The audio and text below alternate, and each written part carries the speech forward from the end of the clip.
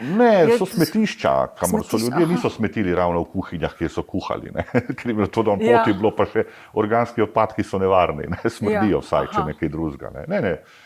Ljudje, ki so bivali v nekih stalnih naseljih, so pač imeli določena področja, kamor so odlagali smeti, znali so zelo dobro, če tako rečem, klasificirati med smetmi, pač nevarne, nadležne smeti so šle malce dlje, koristne drugam. Naprej, ne. To je eden oblik. Druga stvar je seveda ostanki živali seveda se pojavljajo recimo v okoliščinah, ki recimo dokazujejo lovske recimo dejavnosti.